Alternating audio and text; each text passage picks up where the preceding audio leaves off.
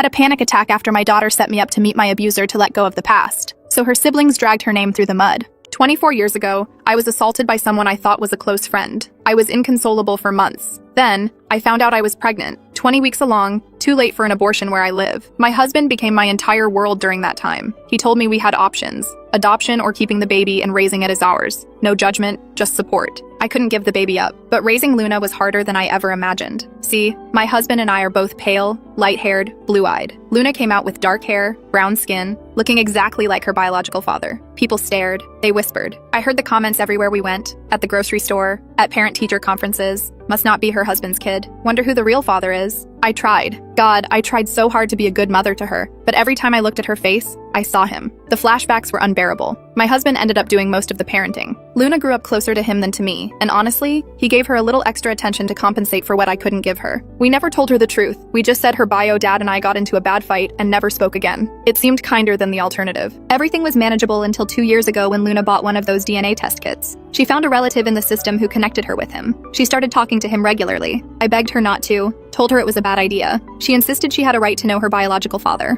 I couldn't argue with that without telling her everything, so I just asked her to respect my boundaries. She promised she would. Then last month, Luna got engaged to a wonderful guy. We were all so happy for her. The plan was simple. My husband walks her down the aisle. He earned that right 1,000 times over. But 3 weeks before the wedding, my husband got into a bad car accident. Nothing life-threatening, but he's in a wheelchair while his legs heal. He'll walk again, just not in time for the wedding. I suggested alternatives. Her brother could walk her. I could push my husband's wheelchair down the aisle. A bridesmaid could help. Luna shot down every option. Then she dropped the bomb. She'd invited her biological father to walk her down the aisle instead. My husband's face went completely white. This man who loved her unconditionally, who'd gotten up for every midnight feeding, who'd taught her to ride a bike, attended every school play, paid for her college, replaced because he was temporarily in a wheelchair. I felt like I couldn't breathe. I told her absolutely not. If he was there, I wouldn't be. Luna got defensive, said I was being dramatic, that I needed to let go of the past and stop holding grudges. She said it was her special day, and she deserved to have the wedding she'd always dreamed of. She actually said her bio dad deserved a chance to be part of her life in a meaningful way. I snapped, told her she had no idea what she was talking about, that she should stay out of things she didn't understand. She left crying, saying I was trying to ruin her wedding. That night, my husband was furious. Not just hurt, furious. And he did something I never expected. He called our other 3 kids and told them everything. The assault, the pregnancy, why Luna looked different, why I struggled with her growing up, and what she'd just done. Within 2 hours, Luna's phone was exploding. Her older brother called her selfish and cruel. Her younger sister said she was ashamed to be related to her. Her other brother told her she'd broken Dad's heart for aesthetic wedding photos. My extended family started reaching out. Cousins, aunts, uncles, all asking her what the hell she was thinking. My husband called Luna, said they needed to talk face to face. She came over and I listened from the kitchen. He told her everything, his voice shaking, explaining what her biological father did, why I struggled, how much he loved her anyway. Long silence. Then Luna said, I know something happened, Dad, but people remember things differently when they're hurt. He told me you guys convinced Mom it was worse than it was because you wanted to keep me. My husband started crying. Luna's voice stayed steady. I'm not saying Mom's lying. I'm just saying maybe the truth is somewhere in the middle, and I need him there. I heard my husband take this shaky breath, like he was trying not to completely break down. Luna, he said, and his voice cracked. There is no middle ground here. There's no somewhere in between. What happened to your mother was 24 years ago, Luna interrupted. She wasn't yelling, which somehow made it worse. Her voice was calm, matter of fact, like she was explaining something obvious to a child. And I've talked to him for 2 years now, Dad. 2 years. He's told me his side of everything. I had to grip the kitchen counter to stay upright. My hands were shaking so badly I knocked over the salt shaker. His side? My husband's voice went flat, dangerous. I'd only heard him sound like that maybe twice in our entire marriage. Yeah, his side, Luna said, and I could hear her getting defensive now. He told me about how he and Mom had a thing, you know, before you guys were serious. And when she found out she was pregnant, she panicked because you'd just proposed and— Stop! My husband's voice cut through like a knife. Stop talking right now. No, Dad, you need to hear this. Luna pushed on. I heard her stand up, her chair scraping against our hardwood floor. He said Mom regretted it and didn't want to mess up her relationship with you, so she told you it was assault. He said you convinced her that's what happened because you wanted to keep her. The silence that followed felt like it lasted an hour. Get out, my husband finally said. Dad, get out of my house. His voice broke on the last word. If you believe that, if you actually believe your mother would lie about being raped, then I don't know who you are anymore. I heard Luna's footsteps, quick and angry. The front door opened, then slammed shut hard enough to rattle the picture frames on the walls. My husband found me in the kitchen about 5 minutes later. I was just standing there, staring at nothing, tears running down my face. He didn't say anything, just pulled me into his arms while I sobbed into his shoulder. The next morning, Luna's siblings showed up at her apartment. I didn't ask them to. Honestly, I didn't even know they were planning it until our oldest, Jake, called me from her parking lot. We're going to talk some sense into her, he said. His voice was hard in a way I'd never heard before. Jake was our gentle kid, the peacemaker. We brought the photo albums. Jake, I don't think— Mom, she needs to see this. She needs to remember who actually raised her. They spent 3 hours at her place. When Jake called me afterward, he sounded exhausted. She doesn't get it, Mom. We showed her everything. Every single picture of Dad at her dance recitals, her soccer games, teaching her to drive. We showed her the father-daughter dance at Aunt Jen's wedding where she stepped on his feet for 10 minutes straight and he just laughed. What did she say? I asked, even though I wasn't sure I wanted to know. She said it proves nothing except that Dad's a good person, which she already knows. Jake's voice was bitter. She said her bio dad wasn't given a chance to be involved because you poisoned everyone against him. Then she told us to leave and called her fiancé crying about us ambushing her. I closed my eyes. I'm sorry you had to. Don't apologize, Mom. She's the one who should be sorry. But Luna wasn't sorry. Over the next few days, her fiancé, Tyler, started calling my husband. Just to check in, he said. But we could tell he was worried. Luna's not herself, Tyler admitted during one call. She's obsessed with the wedding. Like, not excited about getting married, just obsessed with everything going exactly as planned. She's rechecking vendor contracts at 2 a.m. She's color-coding seating charts for hours. My husband suggested maybe they should postpone, just until things calm down with the family situation. Tyler went quiet for a second. I mentioned that yesterday, he said carefully. She had a complete meltdown. Started crying that postponing would mean admitting she's wrong, and she's not wrong. Tyler dash dash. I know, Tyler said. Trust me, I know. It's like she's more invested in proving a point to you guys than she is in actually marrying me. Yesterday, she spent 4 hours on the phone with him, her bio dad, talking about the ceremony. When I asked her about our honeymoon plans, she barely looked up from her laptop. After that call, my husband just sat at the kitchen table with his head in his hands. His legs were healing. The doctor said he might be able to use a walker with support in another month, but Luna wouldn't wait. Then things got worse. Way worse. My credit card company called me about some unusual charges. Nothing huge, just $50 here, $100 there. Gas stations, fast food places, a couple grocery stores, all in towns I'd never been to. It took me 2 days to piece it together, but when I did, I felt sick.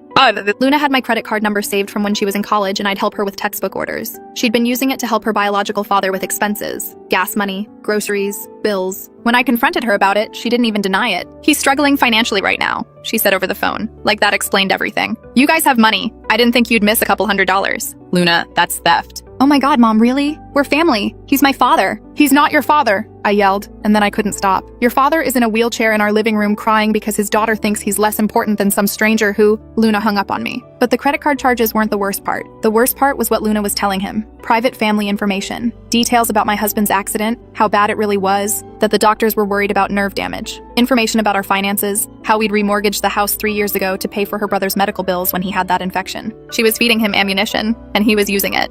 I found out because he sent Luna a text that she accidentally showed Tyler. Tyler, thank God, forwarded it to my husband. The text said, "Your mom's family has always been about control. They keep secrets, make you feel guilty for wanting independence. But I'm different. I'm honest with you about everything. That's what real family does." My husband read that text out loud to me, his voice shaking. He's manipulating her. He's using everything she tells him to position himself as the good guy. She can't see it, I whispered. Or she doesn't want to. Tyler showed up at our house 3 days before the wedding was supposed to happen. He looked like he hadn't slept in a week. "I'm postponing it," he said, sitting down across from us at the kitchen table. "I told Luna I need more time to think." How did she take it? My husband asked. Tyler laughed, but there was no humor in it. She blamed you guys, said you've turned me against her, that you've ruined everything by refusing to let go of the past. He rubbed his face with both hands. She's talking about her bio dad constantly, always defending him, always explaining away weird stuff he says. She's more invested in that relationship than in ours. "We're sorry," I started, but Tyler shook his head. "Don't be. I needed to see this before we got married." He looked at my husband. "Can I ask you something?" "Of course." Do you think she's okay? Mentally, I mean. This doesn't feel like the woman I proposed to. My husband was quiet for a long moment. "I think she's being groomed," he finally said. "Not in a sexual way, but emotionally. He's isolating her, making her doubt everyone who actually loves her, positioning himself as the only person she can trust. It's textbook." Tyler nodded slowly. "That's what I was afraid of." When Luna found out Tyler postponed the wedding, she completely lost it. She called me screaming so loud I had to hold the phone away from my ear. "You've ruined everything!" she yelled. "Everything! Tyler was fine until you filled his head with your victim bullshit."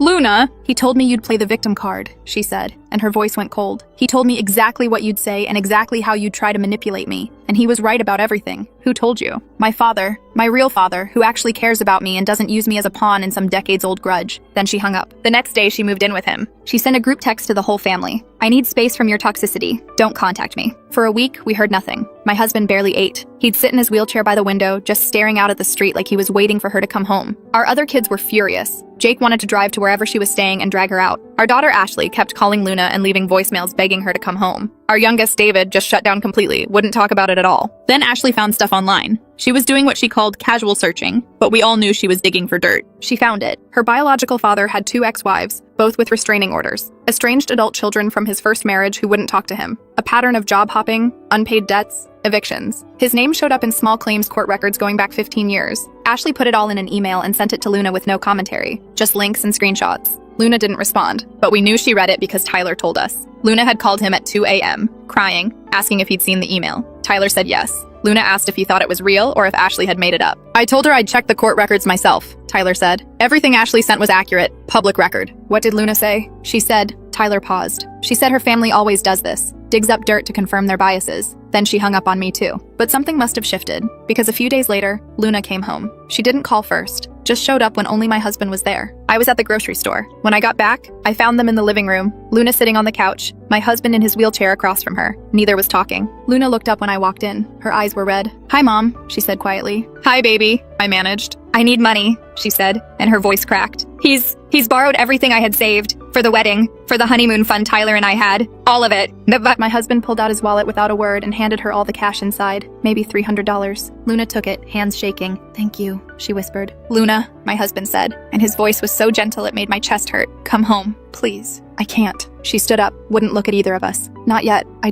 can't." She left. My husband cried for the first time since his accident. Not quiet tears, real sobbing, the kind that shakes your whole body. I held him until he couldn't cry anymore. "She's lost," he kept saying. "She's so lost, and I don't know how to bring her back." A few days after that, Luna apparently tried to apologize for the wedding situation. Tyler told us she came over to his apartment, tried to explain herself. "I told her it's fine," Tyler said, "but I couldn't make myself look at her. I kept thinking about your husband, you know? This man who raised her, loved her, gave her everything, and she tossed him aside for a wedding aesthetic." "What did she say?" "She cried, asked if we were still engaged." Tyler sighed. "I told her I needed more time. She left and I haven't heard from her since." My husband asked Tyler how he was doing. "Honestly, I feel like I dodged a bullet," Tyler admitted. "I love her, or I loved who I thought she was, but this version of Luna, I don't know her at all." We later found out from Ashley that Luna had stayed at her biological father's place for about 5 days total. But those 5 days had apparently revealed some things Luna had been working very hard to ignore. He borrowed money constantly, small amounts that added up fast. Never paid any of it back. He made comments about me that made Luna uncomfortable. Sexual comments, about my appearance, about my body, speculation about my sex life. Luna told Tyler about this later, said she'd felt sick but didn't know what to say. And he pressured her, constantly, to cut us off completely, to stop talking to Tyler, to stop talking to her siblings. Said we were all manipulating her, that she'd be happier without us. Luna started feeling trapped, but she couldn't leave, because leaving would mean admitting we were right, and she'd burned so many bridges already. Then Luna did something that must have taken an enormous amount of courage, or maybe desperation. She decided to confront him directly about the assault. Tyler told us about it later. Luna had called him right after, shaking so hard she could barely talk. She'd asked her biological father point blank what happened that night with me, and he told her a story. A detailed story about me pursuing him aggressively, initiating everything, then crying assault the next day when my boyfriend, my husband, found out I'd cheated. He said he stayed away for years to protect Luna from knowing her mother was a liar. Tyler said Luna described it as rehearsed, too smooth, too detailed, like he'd been practicing it. She felt sick listening to it, Tyler said, but she didn't challenge him. She just said okay and went to her room. The next day, Luna apparently did it again, but this time she recorded it on her phone. She asked him to tell her about what happened with me, said she wanted to understand his perspective. And this time the story was different. Not hugely different, but enough. The timeline didn't match. He said it happened in his apartment the first time, but the second time he said it was in my dorm room. He said it was October, then later said it was December. Small things, but things that didn't add up. When Luna pointed out the contradictions, he got irritated. "What are you doing interrogating me?" he snapped. "You sound just like your mother, paranoid and manipulative." Luna realized he was lying,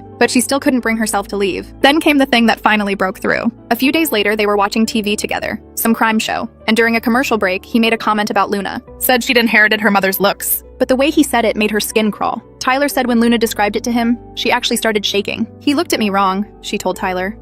Not like a father, like how guys at bars look at me when they're drunk." She said she suddenly understood something that made her feel physically ill. He didn't see her as his daughter. He saw her as connected to me, almost like an extension of me, the woman he'd assaulted. And the wedding, walking her down the aisle, being part of her life, it wasn't about loving her. It was about violating me one more time, using Luna as the weapon. That night, while he was asleep, Luna packed her stuff and left.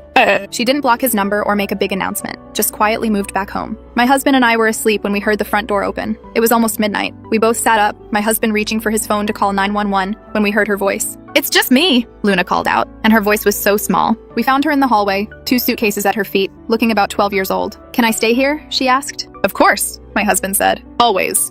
She nodded and went upstairs to her old room without another word. For the next few days, she barely left her room. Didn't eat much. Didn't sleep much either, based on the sounds of her moving around at all hours. We didn't push her to talk, just left food outside her door and made sure she knew we were there if she needed us. Then one night, about a week after she came home, I heard crying. It was coming from Luna's room, these horrible, gut-wrenching sobs that made my chest ache. I knocked softly. "Luna? Baby, can I come in?" "Yeah," she managed. She was sitting on her bed in the dark, just crying. I sat down next to her and she immediately leaned into me. I wrapped my arms around her while she sobbed into my shoulder. "I'm sorry," she kept saying. "I'm so sorry, Mom. I'm so sorry." "Shh, it's okay," I whispered, even though it wasn't, even though I didn't know if anything would ever be okay again. We sat like that for a while, until her crying finally slowed down. She pulled back, wiping her face with her sleeve. "I look like him, don't I?" she said, and her voice was so broken. "That's why you couldn't look at me when I was little. That's why you—" "Yes," I said, because lying would have been worse. "You look like him, and yes, it made bonding with you harder than it should have been." Luna's face crumpled. "But that doesn't mean you are him," I continued, grabbing her hands. "You're not him, Luna. You're not his violence or his manipulation or any of it. You're you." We sat there in the dark, my daughter and I, while she cried for everything she'd lost and everything she was just beginning to understand. Thanks for watching till the end. Make sure to like and subscribe to not miss the next story.